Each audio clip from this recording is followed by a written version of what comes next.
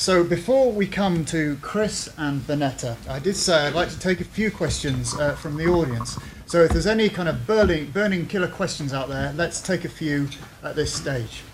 Could you say who you are as well? Yeah, my name is Mazen. I have a question. Sorry, I forgot your name, but I have a question for you. Martin, hi. Basically, I'm a low-budget filmmaker. Right now I'm making a film shot on Super 16 for $2,000. So everyone I work with is, working for just collaboratively, right? I agree with everything you said, but for me, this is my only chance to really make a film. So what would you suggest to protect people like me from the legislation that basically would tell me that I'm not allowed to make this film? Okay. Well, hold on. Let's take three, and we'll come to that. Hold on in your head, Martin. Another question, please.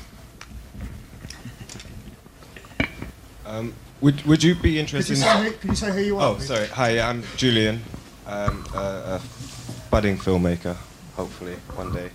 I was wondering if you'd be interested in following a pattern that has been in France for many years, where you get subsidies from the government if you clock up a certain amount of hours, basically.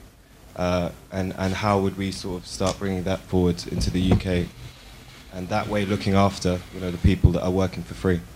Sorry, could you just explain that a bit more? How does that work? So you get subsidies? Yeah, essentially you have to clock up. You need to clock up about 507 hours within 10 months.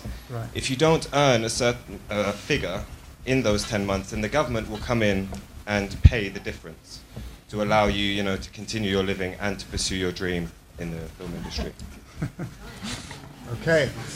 Thank you. One more before we come to the panel. Hi there. My name's Monty. My question was the Screen Actors Guild in America has a number of low-budget contracts for films under $1 million. I was wondering if any of which are basically managed by the unions. And I was wondering if any of the unions had considered that model. Okay. Thank you. And the fourth. Well, actually, we'll have another round of questions. I'll come to you first in a minute. That I say it now because it's responding to one of the people who just spoke. Go on then. I would like to ask the gentleman if he's got $2,000, what's he doing not paying people? Okay. All right. All right. Well, I'm sure one of the panelists will tackle that.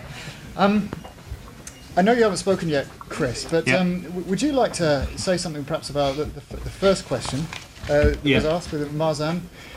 Protection from the law. Does that ring any bells with you? Yeah, I mean, for me, it's the age-old problem: is how do you become a director in Britain if you don't know somebody, if you're not personally wealthy, if you don't have those connections? How does somebody living in Huddersfield, who knows nobody in the film industry, how do they become a director? And the obvious answer is, well, you kind of pick up a camera and you start making a film, and at some point, you get good at it, and then you get better at it, and maybe you win at a film festival, and those are the kind of people that I see being viciously targeted by some of these militants that Jess alluded to. In answer to your question about 2K, because I feel very strongly, I'm guessing you're not a producer. Are you?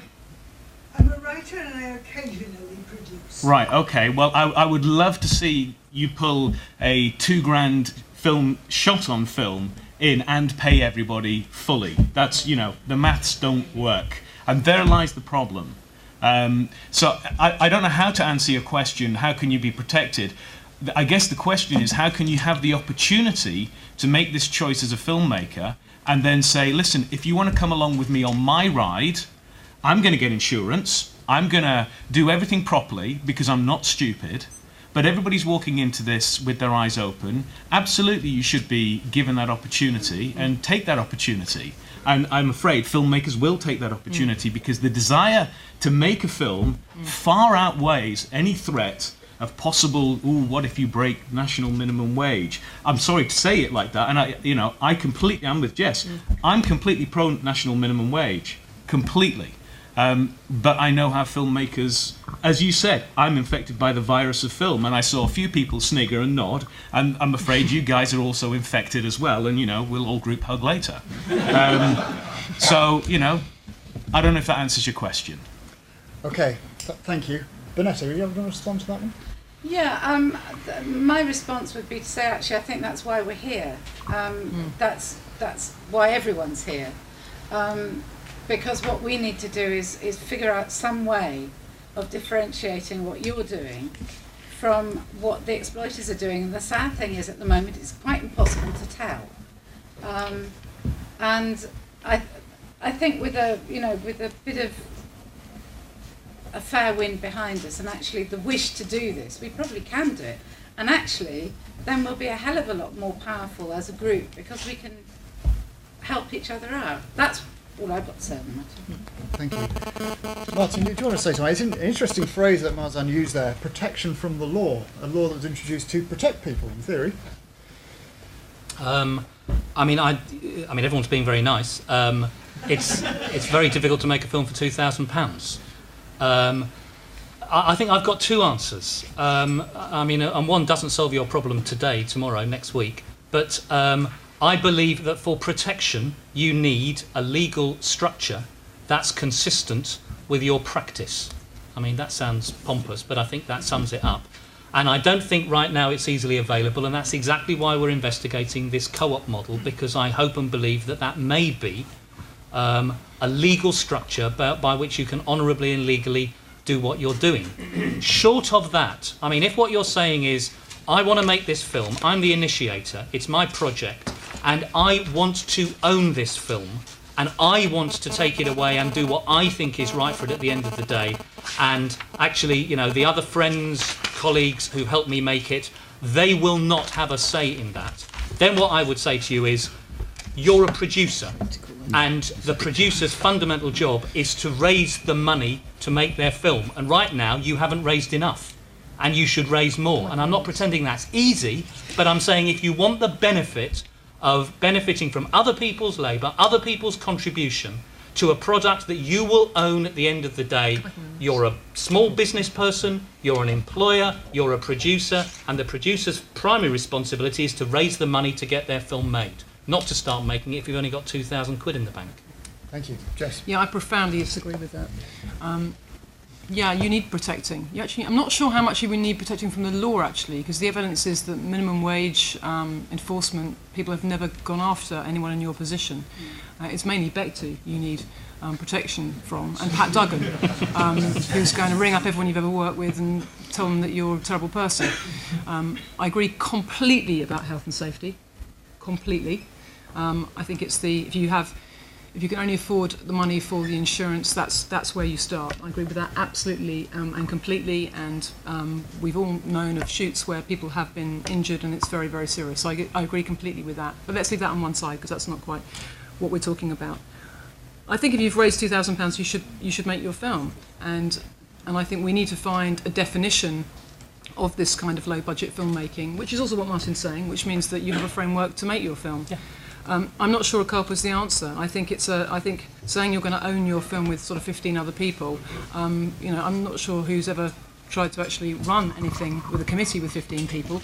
But actually, if you take an example like Little Terrorist, Ashvin wasn't saying you can own the film with me. He was saying, no, you can come to India and make this film. But actually, you need someone who's going to drive that film forward and take meetings and get deals and get that film out there. Otherwise, you've all, actually what pays you back most for having given your time on a film is that film is then successful. And I think that comes better from having somebody who doesn't have to ring up 14 other people and say, what do you think about this festival? Or what do you think about that? Or what do you think about this offer we've just had from, does everyone agree? I haven't got a majority. So I think we do need a structure. I think whether that's... You could have that in a co-op, couldn't you? I mean, lots of co-ops are driven by kind of egocentric founders who drive everything forward, aren't they? I hope so, otherwise it certainly won't fit a film. But the model, in the way that Martin talks about it and says that actually everyone's going to kind of share in this together. And actually also just the sheer... sometimes deferred pay can work, and I've seen it work, but at the same time, the burden of bureaucracy and kind of accounting that you lay on something when you say actually there's sort of 14 co-owners now, and actually now we've just sold it for £500. Where does that go? What's going to happen with that? I just think we need something very, very simple and uncluttered. Okay. Whether that's a voluntary organisation, whether that's because actually we get together as an industry and say to the revenue, we want you to lay off things like this, we've defined it, or whether it's co-ops. I'm not quite sure, and I'm definitely up for the conversation about what the best vehicle is. I just want to say right now, I think CARP is the answer.